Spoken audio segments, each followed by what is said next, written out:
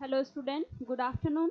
आप सभी का विक्ट्री मेंटरशिप प्रोग्राम पर एक बार फिर से स्वागत है। मेरा नाम सीमा है और हम अपने हिस्ट्री के सेक्शन को जैसे कि शुरू कर चुके थे यूरोपियन कंपनियों से, और उसी टॉपिक को ख़त्म करते हुए हम आज आपका नेक्स्ट टॉपिक की शुरुआत करने वाले हैं बंगाल के नवाब से।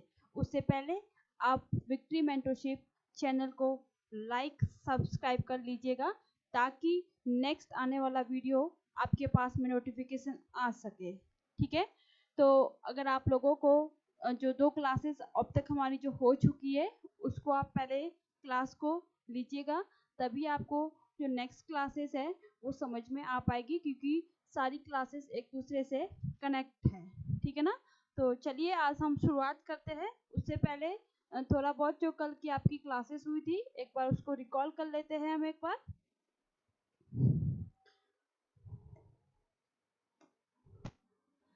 कल जो हमने क्लासेस आपका टॉपिक कंप्लीट कर लिया था पुर्तगाल, जो आपकी यूरोपियन कंपनियां थी।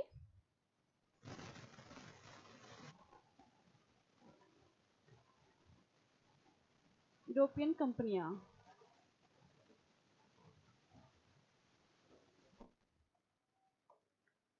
यूरोपियन कंपनियों में जो सबसे पहले आपकी कंपनी थी वो थी पुर्तगाल, जो आपके 1498 में कंपनी भारत में आती है। दूसरी जो कंपनी थी वो आपकी डच कंपनी थी जो 1602 में भारत में आई थी। तीसरी आपकी east India company, English company, जो आपके 1608 में भारत में आती है, लेकिन इन कंपनी की स्थापना आपकी 1600 में हो जाती है, 31 दिसंबर 1600 को। चौथी कंपनी जो थी वो आपकी डेनिश कंपनी, क्योंकि क्रम के माध्यम से आप डेनिश कंपनी को लेंगे, जो आपके 1616 में आती है। और फिर आपकी फ्रांसीसी कंपनी है जो आपके 1664 में आपके ये भारत में एंटर हुई थी। तो इन 5 कंपनियों को हमने आपके 2 क्लास में कंप्लीट किया है। इसको आप पहले क्लासेस को जाके देखिएगा, तभी आपको नेक्स्ट क्लासेस समझ में आ पाएगी। इन कंपनियों को आपको क्रम ध्यान में रखना है, उसकी कुछ डेट याद रखनी है, ताकि आपको ये जो कॉन्सेप्ट से डायरेक्ट क्वेश्चंस आते हैं आपके एग्जाम में वो आपको क्लियर हो सके। ठीक है, तो चलिए आज हम अपने नेक्स्ट टॉपिक पे आते हैं। वो है आपकी ईस्ट इंडिया कंपनियों की शासन की स्थापना कैसे हुई थी। यानी कि एक तरीके से जब आपकी सारी यूरोपियन कंपनियां यहाँ पे आने के बाद में जो इंग्लिश ईस्ट इंडिया कंपनी थी वो अपने आप में एक मजबूत हो चुकी थी, और उस इंग्लिश ईस्ट इंडिया कंपनी ने कैसे कैसे धीरे धीरे फिर वो अपने आगे राजनीतिक उद्देश्यों में कैसे कदम रखती है वो हम आपको आगे बताएंगे। यूरोपीय व्यापारिक कंपनियों के बीच में अपनी श्रेष्ठता को सिद्ध करने के बाद में जो ब्रिटिश ईस्ट इंडिया कंपनी थी उसकी महत्वाकांक्षा जो थी वो यहाँ पे ज्यादा बढ़ गई थी, और अपनी व्यापारिक गतिविधियों के साथ साथ में वो राजनीतिक शक्ति के रूप में स्थापित होने लगी, और इसने सबसे पहले बंगाल पर अधिकार कर लिया था ईस्ट इंडिया कंपनी ने। ठीक है, बंगाल में इस समय आपके आधुनिक पश्चिम बंगाल के नाम से जिसे जानते हैं, आपके बिहार और उड़ीसा ये सारी उसमें शामिल थी, और ये सर्वाधिक आपके संपन्न राज्य थे मुगल काल के भारत में। बंगाल में इस समय जो आपके सिराजुद्दौला थे वो वहाँ पे नवाब थे, और अंग्रेजों ने बंगाल पर अधिकार करके यहाँ पे नवाब को अपने हाथ की एक तरीके से कठपुतली बनाना चाहा था। इसलिए आपके आगे जब प्लासी का युद्ध होता है उसका कारण ही यही होता है कि आपका जो नवाब आपकी कठपुतली का जो ये वर्ड दिया गया है वो थे आपके मीर जाफर। यानी कि जब प्लासी का युद्ध होता है सिराजुद्दौला और लॉर्ड क्लाइव के बीच में, तो मीर जाफर को अपनी गद्दी को लेते हुए एक लालच था, और अंग्रेजों ने उनको लालच दी थी कि अगर आप हमारी साइड से यानी कि हमारी सहायता करते हैं तो हम आपको गद्दी दिलवा देंगे, यानी कि सिराजुद्दौला को हटा के आपको उस गद्दी पे बिठा लेंगे। आपका मीर जाफर जो था वो सिराजुद्दौला का एक तरीके से वो आपका सेना अध्यक्ष था। ठीक है, तो उसी को लालच देके एक तरीके से सिराजुद्दौला प्लासी के युद्ध में हार जाते हैं। ठीक है ना, तो उससे पहले कुछ बंगाल के जो नवाब थे उनके कर्म देख लीजिए, क्योंकि स्टेट पीसीएस में इससे संबंधित क्वेश्चन पूछे जाते हैं कि कौन कौन से बंगाल के नवाब और उनका शासनकाल हुआ। ठीक है, तो सबसे पहले आपके मुर्शिद कुली खां थे जो 1717 से आपके 1727 तक इनका शासनकाल रहता है, यानी कि औरंगजेब की मृत्यु हो जाती है आपकी 1707 में। ठीक है,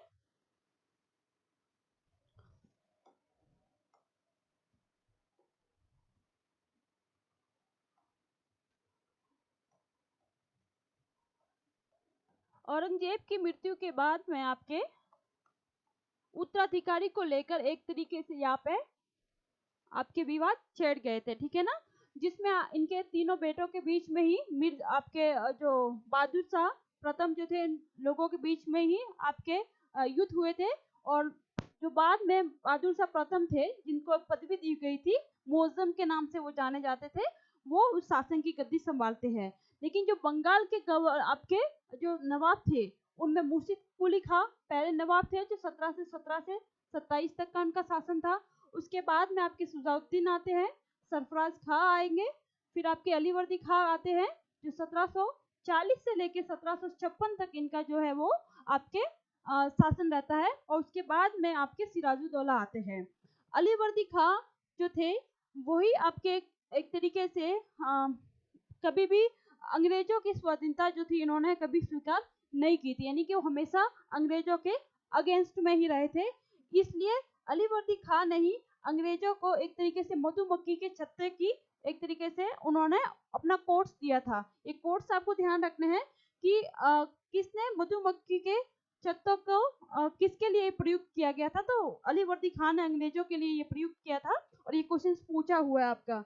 सिराजुद्दौला का जो शासन है ये अलीवर्दी खां का दामाद था, क्योंकि जो आपके अलीवर्दी खां का कोई भी बेटा नहीं था। ठीक है, तो इस बेटा नहीं होने की वजह से इन्होंने सिराजुद्दौला अपने दामाद को अगला शासन के लिए चुना था। उसके बाद में मीर जाफर जो थे वो आपके सिराजुद्दौला के सेनायक थे। फिर आपके मीर कासिम जो थे वो मीर जाफर के दामाद से, जो बाद में मीर जाफर को एक तरीके से गद्दी पे हटाने के लिए मीर कासिम फिर अंग्रेजों को कहते हैं कि आप हमें गद्दी अगर दिलाएंगे तो जो आपको यहाँ पे व्यापार करना है, आपको कोठियां बनानी है, वो मैं परमिशन दे दूंगा। ठीक है, तो आपके मीर कासिम ने एक तरीके से रणनीति के माध्यम से मीर जाफर को हटाने के लिए अंग्रेजों के साथ में कूटनीति की थी। तो मीर जाफर के बाद मीर कासिम आते हैं आपकी गद्दी पे, और फिर एक बार मीर जाफर का शासन आता है, यानी कि मीर कासिम को जब अंग्रेजों की जो मांगे थी वो मीर कासिम ने पूरी नहीं की थी, तो वापस एक बार मीर जाफर को गद्दी पे बिठा दिया जाता है, मीर कासिम को हटा दिया जाता है। फिर आपके निजामुद्दीन आते हैं 1765 से लेके 1766 तक। इस तरीके से ये बंगाल के नवाब का आपका काल है। ठीक है, बंगाल में जो हुगली नामक स्थान है वहां पे अंग्रेजों की पहली एक व्यापारिक कोठी स्थापित हुई थी 1651 में। ठीक है, यही आपको इंपॉर्टेंट नोट है, आपको जो पॉइंट है वो ध्यान रखना है, क्योंकि इससे क्वेश्चन आपके बना हुआ है। ठीक है, बंगाल की जो प्रमुख आपकी निर्यात करने की जो वस्तुएं थी वो कौन सी थी? चौरा, रेशम और चीनी। ठीक है, ये तीन व्यापारिक इनकी वस्तुएं थी। ठीक है, ये भी आपके क्वेश्चंस पूछे हुए हैं। मैं आपको इसलिए नोट डाउन करवा रही हूँ क्योंकि आपको ये डायरेक्टली फैक्चुअल क्वेश्चंस जो होते हैं वो इन कोर्स से आपके बनते हैं। ठीक है, 1600 आपके 70 से लेके आपके 1770 के बीच में बंगाल में आपके अनाधिकृत अंग्रेजी व्यापारियों का बोलबाला था यहाँ पे, और व्यापारी स्वतंत्र तथा कंपनी के नियंत्रण से यहाँ पे मुक्त होकर व्यापार करने लगे थे। ठीक है, यानी कि आपके धीरे धीरे अंग्रेजों ने बिना टैक्स दिए अपना व्यापार करना स्टार्ट कर दिया था। पहले ये मुगल काल में अपने जो भी व्यापार करते थे उसका हिस्सा भिजवाया करते थे, लेकिन धीरे धीरे इन्होंने इस तरीके से अपने आप को मजबूत कर दिया कि फिर जितने भी आपके अंग्रेजी लोग यहाँ पे आ रहे थे उनके व्यापार करने के उद्देश्य से, तो उन्होंने बिल्कुल ही खुल के यहाँ पे व्यापार करना शुरू किया बिना किसी डर से। 1717 में फर्रुखसियन ने एक शाही फरमान जारी किया था जिसमें अंग्रेजों को व्यापारिक अधिकार दिए गए, और उन्हें यहाँ पे शुल्कों से मुक्ति मिल गई और इसी प्रणाली को यहाँ पे दस्तक कहा गया था। यानी कि जो 1717 में फर्रुखसियर जो थे यहाँ पे बंगाल के आपके नवाब थे, तो उन्होंने अंग्रेजों को एक तरीके से मुक्त व्यापार यानी कि बिना टैक्स दिए व्यापार करने की यहाँ पे अनुमति दे दी थी। उसी को यहाँ पे दस्तक कहा गया था। तो आपको ये वर्ड सीधा पूछ लिया जाएगा कि व्हाट इज दस्तक, ठीक है। तो आपको अगर दस्तक पूछ लिया जाए कि दस्तक क्या था, तो एक तरीके से फर्रुखसियर द्वारा अंग्रेजों को बिना कर दिए यहाँ पे या बिना शुल्क दिए व्यापार करने का एक तरीके से फरमान जारी किया था। कलकत्ता की किलेबंदी करके उसको फोर्ट विलियम नाम दे दिया गया और इस प्रकार किलेबंदी द्वारा अंग्रेजों ने अपनी स्थिति को यहाँ पे क्या कर दिया था, मजबूत कर दिया था। अब आपके सिराजुद्दौला के बारे में हम देखेंगे कि बंगाल में स्वतंत्र राज्य की स्थापना 1717 में मुर्शिद कुली खान ने की थी, ठीक है। यानी कि बंगाल में जो एक स्वतंत्र राज्य की स्थापना किसने की थी, मुर्शिद कुली खान ने की थी। और 1713 में बंगाल का इसको दीवान नियुक्त हुआ। मुर्शिद कुली खान का उत्तराधिकारी जो था वो था सुजाउद्दीन और उसका उत्तराधिकारी था सरफराज खां। यानी कि जो मैंने अभी थोड़ी देर पहले आपको करम से बंगाल के नवाब का जो बताया था शेड्यूल, उसी में से मुर्शिद कुली खां पहले थे बंगाल के नवाब। उनके बेटे जो आते हैं सुजाउद्दीन और फिर सरफराज खां उसकी गद्दी पे आते हैं। तो कैसे धीरे धीरे प्लासी का युद्ध होता है वो एक थोड़ा बहुत आपको समझाने की कोशिश कर रहे हैं कि उनके उत्तराधिकारी को लेके किस तरीके से आपके इसमें अलीवर्दी खां नवाब बनते हैं, ठीक है। तो जो सरफराज खां थे उनकी हत्या कर देते हैं अलीवर्दी खां नवाब बनने के लिए, ठीक है। तो आपके अलीवर्दी खां ने सर्वप्रथम अंग्रेजों के खतरों को पहले से समझ रखा था कि अंग्रेज यहाँ पे किस तरीके से कठपुतली बनाते हैं नवाबों को और अपने उद्देश्यों को यहाँ पे पूरा करते हैं। तो ये पहले ही आपके अलीवर्दी खां इसे इनको पहले ही इस चीजों के बारे में मालूम था, तो इन्होंने उनके खतरों से पहले ही प्लानिंग तैयार रखी थी और इसलिए अंग्रेजों को आपके अलीवर्दी खां ने किसकी उपाधि दी थी, तो वो है आपके मधुमक्खी के छत्ते की इनके समान जो है वो समानता बताई थी कि अंग्रेज जो है वो मधुमक्खी के छत्ते के समान हैं, ठीक है। अलीवर्दी खां का कोई भी पुत्र नहीं था और उसकी 3 पुत्रियां थी और जो सबसे छोटी पुत्री थी उसी का पुत्र था आपका सिराजुद्दौला, ठीक है।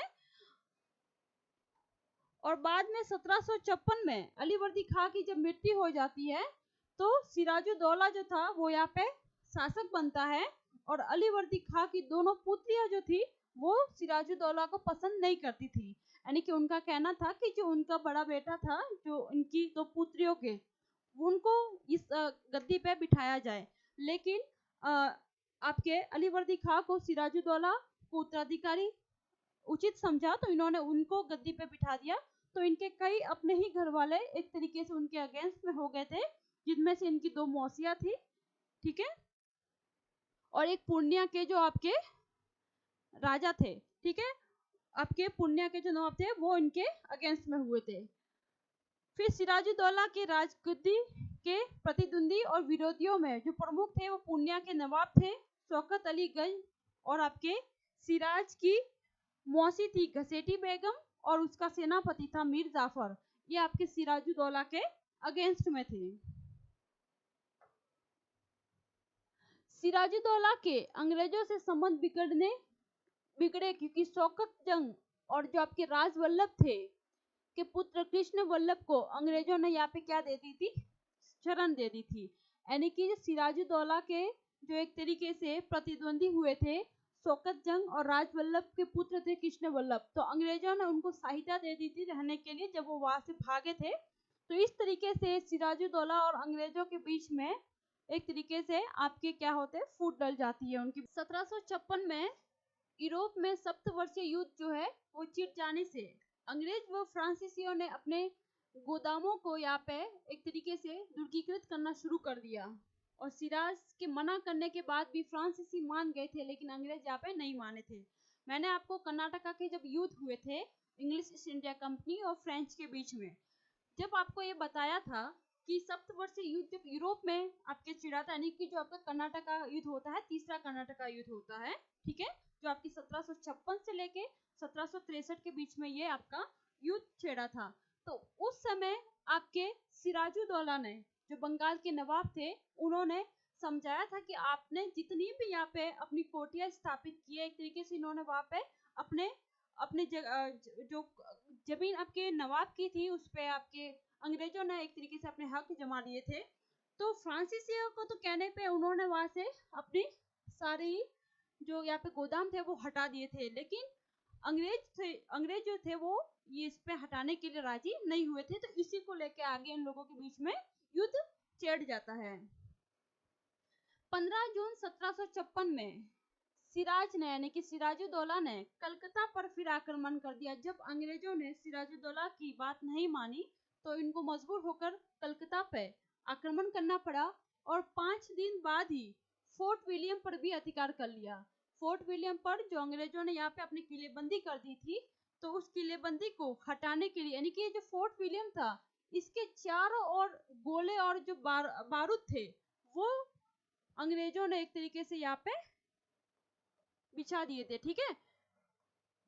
तो यही सिराजुद्दौला ने बोला था कि आप इसको हटा दीजिए, जो भी आपने अपने फोर्ट विलियम के चारों तरफ से जो सिक्योरिटी कर रखी थी ताकि अंदर कोई ना आ सके। तो फोर्ट विलियम पर भी 5 दिन के बाद में अधिकार कर लेते हैं सिराजुद्दौला। और उस समय जब इन्होंने फोर्ट विलियम पर अधिकार किया था, तो जो कलकत्ता का गवर्नर था वो थे आपके ब्रैंक, ठीक है। जो ब्रैंक जो थे वो आपके इंग्लिश ईस्ट इंडिया कंपनी के गवर्नर थे, और उनको पराजित कर देते हैं। और अंग्रेजों ने अपनी जान बचाने के लिए फुल्टा द्वीप पर जाके शरण लेते हैं, ठीक है। ये क्वेश्चन यहाँ से पूछा हुआ है कि जब आपके फोर्ट विलियम पे सिराजुद्दौला ने वहां पे अधिकार कर लिया था, तो उस समय अंग्रेजों ने किस द्वीप पे जाके शरण ली थी, तो वो है फुल्टा द्वीप। तो अंग्रेजों ने बंगाल की खाड़ी में कहा पे, तो फुल्टा द्वीप पे जाके उन्होंने शरण ली थी। यानी कि जब सिराजुद्दौला के इतना कहने के बाद भी जब अंग्रेज नहीं समझे थे, तो आखिरकार में उनको युद्ध करना पड़ा सिराजुद्दौला को। सबसे पहले कलकत्ता पे वो अटैक करते हैं, फिर कलकत्ता के बाद में फोर्ट विलियम को भी अधिकार में कर लिया। तो वहां पे जितने भी अंग्रेजी लोग वहां पे मौजूद थे, अधिकारी लोग मौजूद थे, उन्होंने अपनी जान बचा के फुल्टा द्वीप पे यहाँ पे क्या की थी, एक तरीके से अपनी जान बचाई थी। तो वहां जाके ये छिप गए थे, ठीक है। और कुछ लोग जो हाथ में आए थे वो सिराजुद्दौला ने कैद कर लिया था। यहीं पे एक घटना होती है, कालकोटरी की घटना या ब्लैक हॉल की घटना होती है। और वो ब्लैक हॉल की घटना क्या थी कि जब यहाँ से व्यक्तियों को कैद किया गया था, तो एक छोटी सी कोठरी में उन लोगों को बंद कर दिया गया था। और वो कोठरी इस तरीके से बनी हुई थी कि कहीं से भी हवा आसपास नहीं हो रही थी। और इतने लोग थे, बताया जाता है कि 142 या 143 के आसपास लोग थे, जिसमें से जिंदा लोग 20 या 21 लोग ही बचते हैं जब सुबह वो कोठरी खोली जाती है।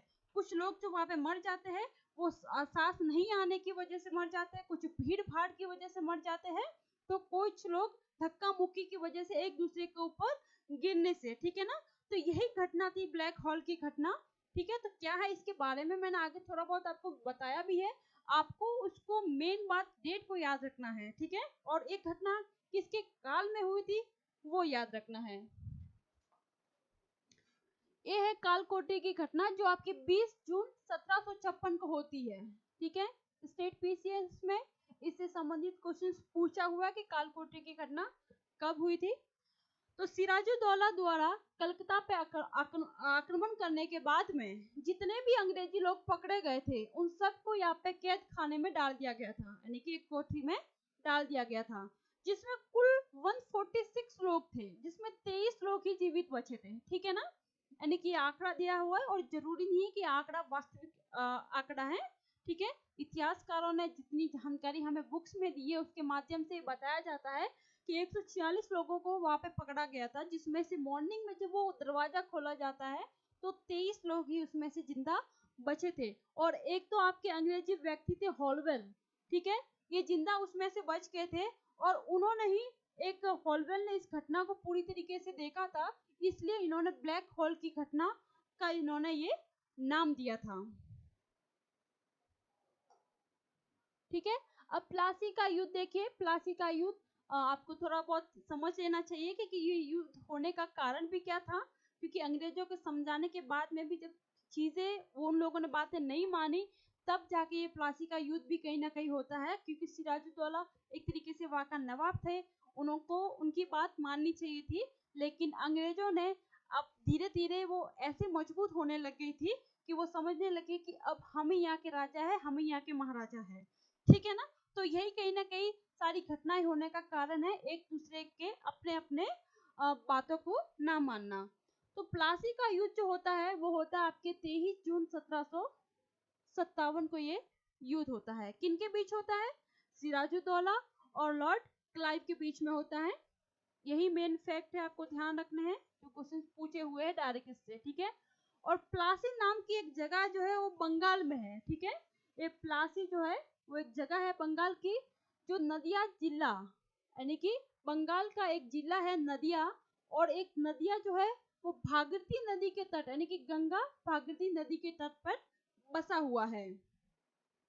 और प्लासी का युद्ध जो है वो ब्रिटिश साम्राज्य के लिए बहुत ही महत्वपूर्ण था, ठीक है, क्योंकि इसी युद्ध के बाद में अंग्रेजों की जो आपकी साम्राज्य की जो नीति थी वो आपके आगे बढ़ जाती है, यानी कि अंग्रेजों को समझ में आ गया था कि यहाँ पे लालच को देखकर किसी को भी अपने पक्ष में किया जा सकता है। जिस तरीके से मीर जाफर को राजगद्दी का लालच देके अपने पक्ष में कर दिया गया था, ठीक है, तो अंग्रेज हमेशा उसी का साथ देते थे जो उनकी बात मानता था, और अगर नहीं देते थे तो वो अपोजिट साइड में भी चले जाते थे, ठीक है, क्योंकि उनका उद्देश्य सिर्फ एक ही था, वो था व्यापार करना, अपना लाभ देखना, ठीक है।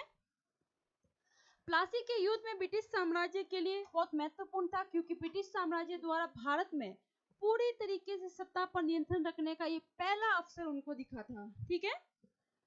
प्लासी के युद्ध में ब्रिटिश सेना का जो नेतृत्व कर रहे थे वो रॉबर्ट क्लाइव थे आपके, जबकि दूसरी ओर से सिराजुद्दौला की सेना का नेतृत्व करने वाले आपके 3 सेनायक थे, वो थे आपके मीर जाफर हुए, लतीफ खां हुए, और आपके राय दुर्लभ हुए, और इन तीनों ने ही आपके सिराजुद्दौला का धोखा दे दिया था, यानी कि आपके ब्रिटिश सेना से भी ज्यादा सिराजुद्दौला के पास में सेना थी। लेकिन जब आपके मैदान में गई सिराजुद्दौला की आपकी सेना प्लासी नामक स्थान पे जब मैदान में पहुंची थी, युद्ध के मैदान में, तब मीर जाफर जो सिराजुद्दौला की जो सेना थी वो आधे से भी अधिक सेना मीर जाफर के साथ में आ गई, और सिराजुद्दौला के पास में भागने के अलावा कोई भी रास्ता उनको नहीं दिखा था, ठीक है। प्लासी के युद्ध एक शक्तिशाली सेना थी, क्योंकि सिराजुद्दौला के 3 धोखेबाज सेनाओं के समर्थक ने युद्ध में वास्तव में अभिनव और कौशल मैदान से वो क्या हो गए थे, वापस चले गए थे। 23 जून 1757 का युद्ध कौशल से नहीं जीता गया था, जबकि कूटनीति से जीता गया था, क्योंकि इसमें पहले ही मीर जाफर को लालच दे दिया जाता है, उस लालच के चक्कर में आपके जो एक मेन मूवमेंट था उस समय, जब मीर जाफर को अपना सेना का फर्ज निभाते हुए प्लासी के युद्ध में अपने आप को नेतृत्व करना था, वहीं पे सिराजुद्दौला को वो धोखा दे देते हैं, और सिराजुद्दौला जब भाग के मुंगेर की तरफ जाते हैं तो आपका मीर जाफर का पुत्र जो था मीरन, उसने चाकू के माध्यम से सिराजुद्दौला की हत्या कर दी जाती है, ठीक है। तो आपको इसमें से जो ध्यान रखना है वो आपको देखना है प्लासी के युद्ध कब हुआ था, तो आपका हुआ था ये 23 जून 1757 को। किसके बीच में हुआ था, ये दूसरा फैक्ट याद रखना है, आपके सिराजुद्दौला और लॉर्ड क्लाइव के बीच में हुआ था। और फिर यहाँ से भी क्वेश्चन पूछा हुआ है कि आपके ये जो नदिया प्लासी नामक स्थान कहाँ पे है, तो ये नदिया जिले के भागीरथी नदी के तट पर स्थित है। प्लासी के युद्ध के संबंध में एक इतिहासकार है के.एम. पनिक्कर, ठीक है, इन्होंने एक कोट्स दिया था उस युद्ध को देखते हुए कि प्लासी का युद्ध एक युद्ध था जिसमें मीर जाफर और बंगाल के अमीर लोगों ने नवाब के हाथों से ही बेच दिया था, यानी कि कोट्स जो दिया है वो है आपके के.एम. पनिक्कर, यानी कि प्लासी का जो युद्ध था एक आपके षड्यंत्र के माध्यम से जीता हुआ युद्ध था, न कि एक आपके ताकतवर के साथ में या रणनीति के साथ में आपके लड़ा हुआ एक युद्ध था। ठीक है। 30 जून 1757 को मीर जाफर द्वारा बंगाल का नवाब घोषित कर दिया जाता है, यानी कि सिराजुद्दौला को मार दिया जाता है और इसके स्थान पर मीर जाफर जो है वो बंगाल का नवाब बनता है। बंगाल का नवाब बनने की खुशी में मीर जाफर ने नागालैंड के जो 24 परगना जमीन थी वो आपके अंग्रेजों को दे दिया गया। इसके अलावा मीर जाफर ने रॉबर्ट क्लाव को गठबंधन युद्ध के रूप में आपके 37,70,833 पाउंड भी दिए, यानी कि 20 लाख रुपए आपके 20 लाख रुपए की यहाँ पे निजी दुश्मन की राशि भी दी थी, यानी कि जितना भी उनको युद्ध के मैदान में खर्चा आया था या जितना भी उनको यहाँ पे भुगतान किया था अंग्रेजों ने, वो सारा का सारा रिटर्न में जब मीर जाफर आपका मीर जाफर नवाब बन जाता है तो ये वापस उनको ये रकम भरपाई के रूप में देते हैं। ठीक है ना। तो यहाँ पे सिर्फ कठपुतली के माध्यम से मीर जाफर जब बैठ तो जाता है, लेकिन जो नेक्स्ट आते हैं इसमें मीर जाफर के बाद में वो आपके मीर कासिम है।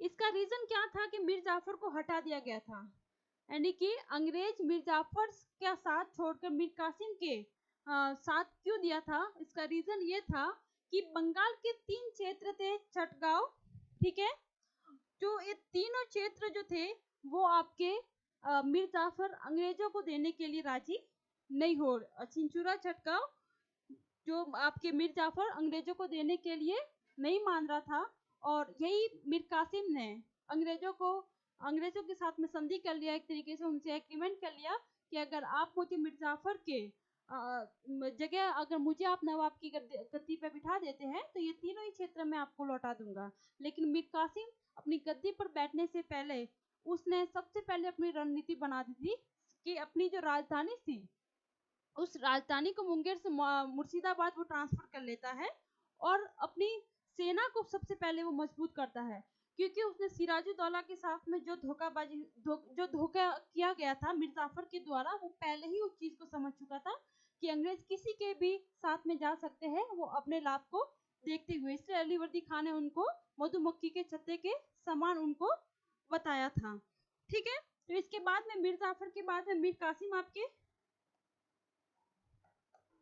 गद्दी पर बैठते हैं, और मीर कासिम के बाद में फिर आपका मीर जाफर ही आता है।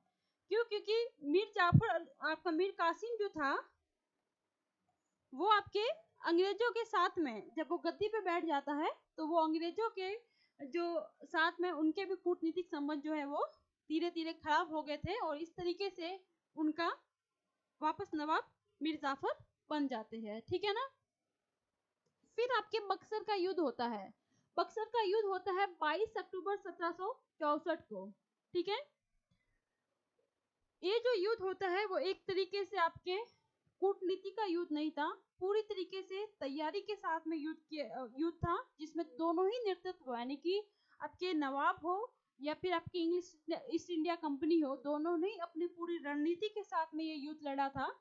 लेकिन इस युद्ध में जो महत्वपूर्ण अगर हार नवाबों की होती है तो उसका रीजन था 3 सेनाओं में एकता ना होना, यानी कि आपके मीर जाफर था, क्योंकि जब मीर कासिम था, मीर कासिम को जब गद्दी से हटा दिया जाता है और मीर जाफर को वापस बिठा दिया जाता है गद्दी पे, तो मीर कासिम जो था वो अगेंस्ट में था अंग्रेजों के। तो मीर कासिम हुआ, सुजाउद्दीन हुआ आपका, और आपका शाह आलम द्वितीय हुआ। ठीक है। तो ये 3 सेना जो थी, यानी कि 3 लोग जो थे इनका एक गुट बन गया था, और आपका अंग्रेज ये दोनों ही सेनाओं में अंग्रेज ताकतवर इसलिए रहे थे क्योंकि उनकी रणनीति में हमेशा एकता दिखाई देती थी।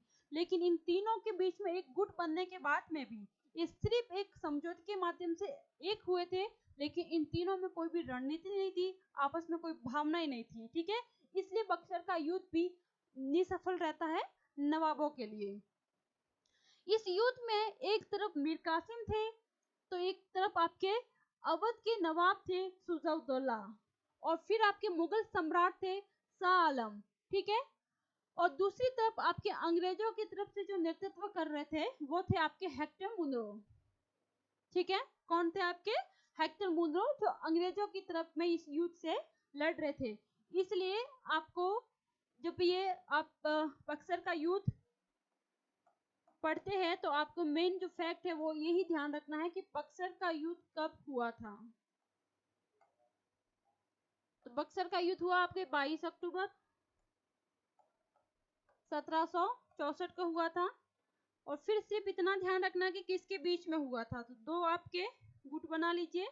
इसमें थे आपके मीर जाफर, मीर कासिम,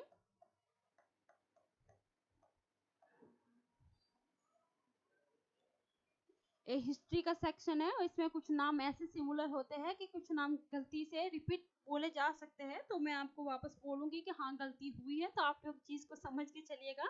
मीर कासिम और फिर आपके थे सुजाउद्दौला।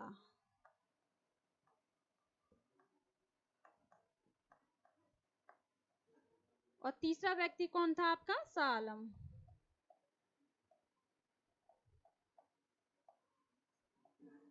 ये तीन व्यक्ति हुए जो आपके नवाब की तरफ से लड़ रहे थे। और दूसरा आपका जो इंग्लिश ईस्ट इंडिया कंपनी के तरफ से लड़ रहे थे वो थे आपके हेक्टर मुनरो। हेक्टर मुनरो, ठीक है। इंपॉर्टेंट बस सिर्फ आपका यही है, अगर आपको कुछ याद रखना है तो इतना याद रख लीजिएगा, कब हुआ था और किसके बीच में हुआ था। बाकी आपके एग्जाम के पॉइंट ऑफ व्यू से सिर्फ समझने के लिए रखा हुआ है। हेक्टर मुनरो के नेतृत्व में अंग्रेजी सेना ने संयुक्त सेना को यहाँ पे हरा दिया है और मीर कासिम दिल्ली की तरफ भागा। और सुजाउद्दौला और जो आपके शाह आलम थे, इन दोनों के साथ में संधिया कर ली जाती है। और जो संधि करते हैं वो आपके लॉर्ड क्लाइव करते हैं। ध्यान रखना है, लॉर्ड क्लाइव आपके प्लासी के युद्ध में थे जो 1757 में होता है। लेकिन पुनः एक बार वो दोबारा भारत में लौटते हैं 1764 में, और वो इलाहाबाद की संधि कर लेते हैं। दोनों ही अवध के नवाब हुए और मुगल सम्राट के साथ में, ठीक है ना।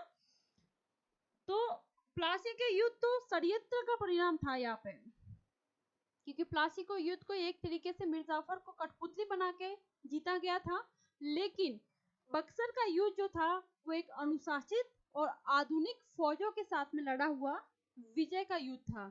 इसमें किसी भी पक्ष को ये नहीं कह सकते हैं कि इसने उसको धोखा दिया था या उसने उसको अपने पक्ष में ले लिया था। दोनों ही सेना को एक अपने तरीके से रणनीति के माध्यम से युद्ध लड़ा गया था। और इस युद्ध के बाद में मीर जाफर 1763 से लेकर 65 तक दूसरी बार यहाँ पे बंगाल के नवाब बन जाते हैं। यानी कि प्लासी के युद्ध के बाद में ही मीर जाफर, मीर कासिम हट के मीर जाफर जो है वो दूसरी बार क्या बन जाता है? आपका बंगाल का नवाब बन जाता है। क्योंकि बंगाल का नवाब प्लासी के युद्ध के बाद में तो मीर जाफर था ही, लेकिन उसके बाद में जब उन्होंने छटगांव और सिंचुरा इनको ये गांव जब नहीं दिए थे तो मीर कासिम को उस जगह ला दिया जाता है। लेकिन मीर कासिम के साथ में जब बक्सर की लड़ाई हो जाती है तो फिर हटा के मीर जाफर एक बार फिर अपने गद्दी पे यानी कि नवाब की गद्दी पे वो बैठ जाते हैं। अब इलाहाबाद की संधि होती है, ठीक है ना। इलाहाबाद की संधि जो थी वो दोनों नवाब के बीच में हुई थी, अवध के नवाब और आपके मुगल सम्राट के बीच में हुई थी। और इस संधि के माध्यम से दोनों को ही एक दूसरे के जो भी लेन देन यानी कि जिसने जिसका क्षेत्र दिया था उसको दे दिया, जिसने अपनी युद्ध के समय जितनी उनको नुकसान हुआ था वो उनकी भरपाई कर दी। और फिर आगे से एक तरीके से उनके साथ एग्रीमेंट बन जाते थे कि आप अपने क्षेत्र तक सीमित रहेंगे और आगे कोई भी युद्ध नहीं करेंगे, ठीक है। तो बक्सर के युद्ध के बाद में 1765 में क्लाइव पुनः भारत आता है और बंगाल के नवाब और सम्राट सुजाउद्दौला के साथ में अलग अलग संधियां कर लेता है, ठीक है। तो सबसे पहले जो संधि की गई थी वो थी आपकी 12 अगस्त 1765 को की गई थी शाह आलम द्वितीय के साथ में, जो आपके मुगल शासक थे। उसके बाद में आपकी दूसरी संधि जो की जाती है वो 16 अगस्त 1765 को अवध के नवाब सुजाउद्दौला के साथ में की जाती है, ठीक है। तो इलाहाबाद की संधि के संबंध में भी आपको ध्यान रखने हैं क्वेश्चन। सबसे इंपॉर्टेंट ध्यान रखना है कि किनके बीच में हुई थी। तो इलाहाबाद की जो संधि होती है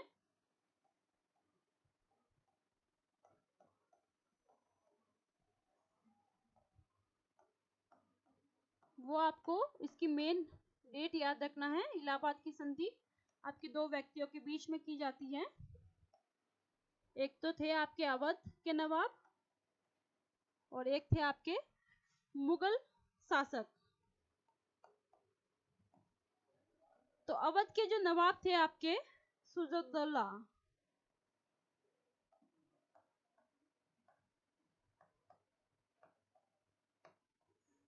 सुजउद्दौला के साथ में जो आपके 16 अगस्त को की गई थी, ये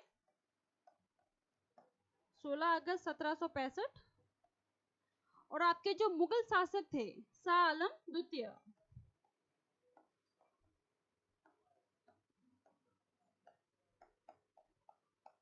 इनके साथ में जो है वो 12 अगस्त को की गई थी। ठीक है, 12 अगस्त 1765 को।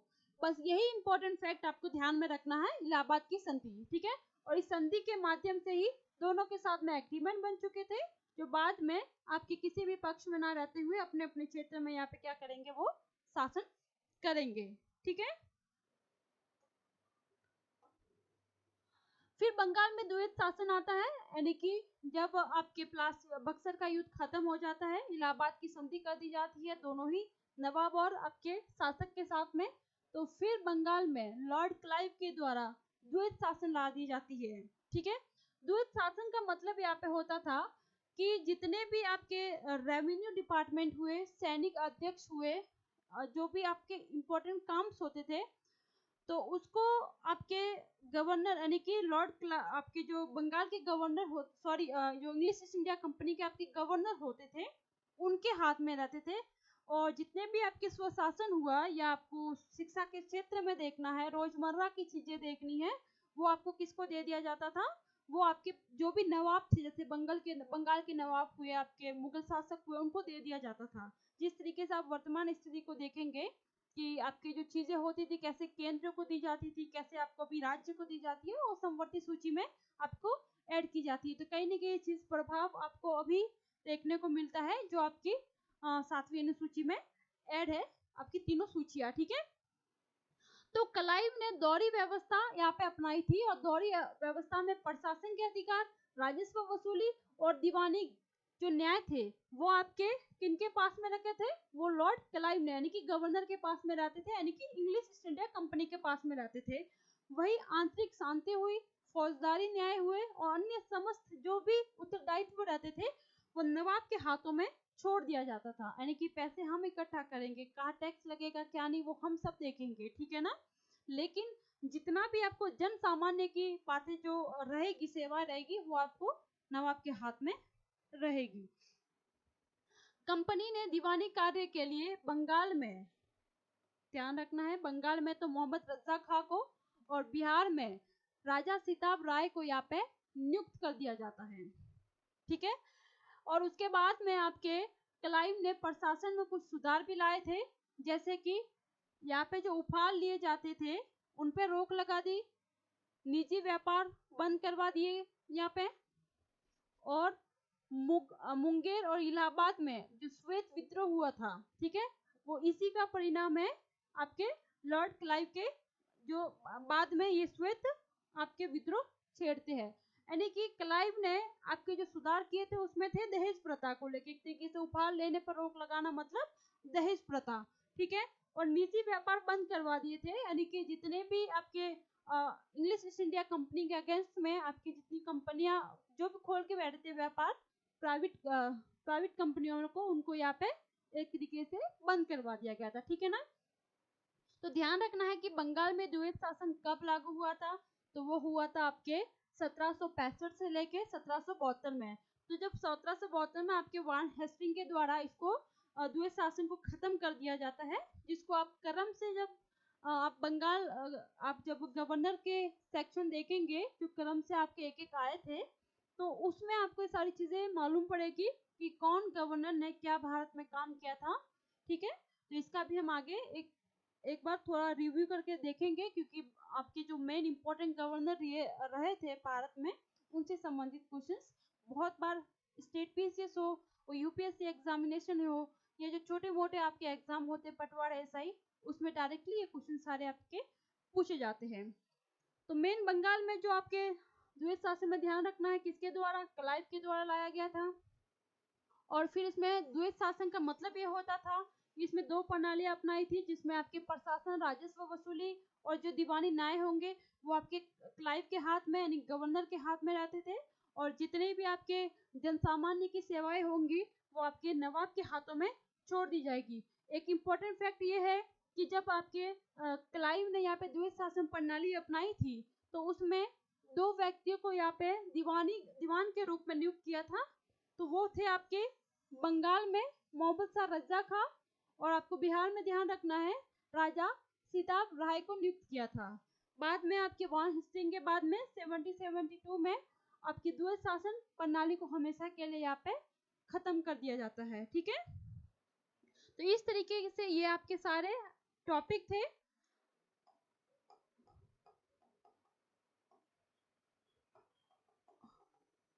तो हमने आपके यूरोपियन कंपनियां खत्म करने के बाद में फिर आपके नवाबों की स्थिति देख ली कि किस तरीके से आपके नवाब बंगाल के नवाब थे, और बंगाल के नवाब के बाद में आपका प्लासी के युद्ध का कारण क्या बनता है, बक्सर के युद्ध का कारण क्या बनता है, किस तरीके से द्वैत शासन प्रणाली आती है, इन सभी चीजों के बारे में आपको यहाँ पे बता रखा है। आपको मेन काम जो इसमें करना है वो है आपको जो भी इम्पोर्टेंट फैक्ट मैंने नोट डाउन करवाए हैं उसको आप नोट कीजिएगा। क्यों? क्योंकि उसी से संबंधित डेट को लेके और किस व्यक्ति ने क्या काम किया था उससे संबंधित यहाँ पे आपके क्वेश्चन जो है वो पूछे जाते हैं, और वही आपके एक तरीके से इम्पोर्टेंट है एग्जाम के पॉइंट ऑफ व्यू से। बाकी चीजें होती है समझाने की, ठीक है, तो वो मैंने आपको यहाँ पे समझाई दी है। बाकी इसके संबंधित आपके जो क्वेश्चंस पूछे हुए हैं तो आपको एक पीवाई की बुक लेना है ऑल कॉम्पिटिटिव एग्जामिनेशन का, ठीक है। वो अगर आप बुक लेंगे तो उसमें आपको पता चलेगा कि किस एग्जाम में कैसे क्वेश्चंस पूछा जा रहा है और कितना फैक्चुअल है, कितना कॉन्सेप्ट के बेसिस पे क्वेश्चंस पूछे जा रहे हैं। ये तब तक आप सिलेबस नहीं देखेंगे और पीवाई क्यों नहीं देखेंगे तब तक आपको इन चीज़ों के बारे में पता जो है वो नहीं चलेगा, ठीक है। तो आज हमारा ये सेक्शन हम यहीं पे ख़त्म करते हैं। उसके बाद में जो नेक्स्ट टॉपिक आएगा हमारा वो जनजातीय क्षेत्रों को लेके हम देखेंगे कि बंगाल में एक तरीके से जब इंग्लिश ईस्ट इंडिया कंपनी की यहाँ पे प्रभुत्ता बढ़ जाती है तो किस तरीके से धीरे धीरे छोटे छोटे क्षेत्रों में जन आंदोलन होने स्टार्ट हो जाते हैं, वो जनजातीय हो, कृषि के क्षेत्र में हो या आदिवासी आंदोलन हो, ठीक है। उनका कारण ही यही है इंग्लिश ईस्ट इंडिया कंपनी का अपने उद्देश्यों के लिए किस तरीके से छोटे लोगों का यानी कि जमींदार जो आपके कृषक लोग थे, आदिवासी लोग थे, उनका शोषण किया गया था, ठीक है ना। इन सभी के बारे में एक एक हम आगे देखेंगे, लेकिन इससे पहले आपको जो 3 क्लासेस में करवाया गया है उसको आप रीड कीजिएगा, तभी आपको नेक्स्ट क्लासेस समझ में आ पाएगी, ठीक है। और चैनल को लाइक कीजिए, सब्सक्राइब कीजिए, क्योंकि आप जितना सब्सक्राइब करेंगे, लाइक करेंगे, हमें भी मोटिवेशन आएगा और हम भी आपके लिए ऐसे ही अच्छे अच्छे वीडियोस लाएंगे ताकि आपको एग्जाम में आने वाली जितनी भी कठिनाइयां हैं उससे आप संतुष्ट होकर अच्छे से एक ही प्लेटफॉर्म के माध्यम से पढ़ के अपने लक्ष्य को हासिल कर सकते हैं। अगर आपको कोई भी प्रॉब्लम आ रही है, कोई भी आपको क्लासेस के बारे में पूछना है, कौन सी क्लासेस कब आएगी, कौन से टीचर्स पढ़ाते हैं, तो आपको साइड पे नंबर दे रखा है, उस नंबर के माध्यम से आप इंक्वायरी कर सकते हैं और अपने सॉल्यूशन को आप सॉल्व कर सकते हैं, ठीक है ना। मेरे माध्यम से बताए हुए में कोई भी अगर आपको गलती दिखती है तो आप अपने कमेंट सेक्शन में लिख के जरूर बताइएगा, क्योंकि देखिए ये हिस्ट्री का सेक्शन है, हिस्ट्री के सेक्शन में कुछ सेक्शन ऐसे हैं जिसमें आपको डेट को लेके इशू हो सकता है, ठीक है। तो आप अपने माध्यम से हमें बताएंगे तो शायद हम आपको आगे उसका सही से बता पाएंगे, ठीक है ना। तो ठीक है, आज हम इस क्लास को यही पे एंड ऑफ करते हैं। आप सभी अपना ध्यान रखिए, कल हम नेक्स्ट क्लास में मिलेंगे। Thank you so much, have a good day.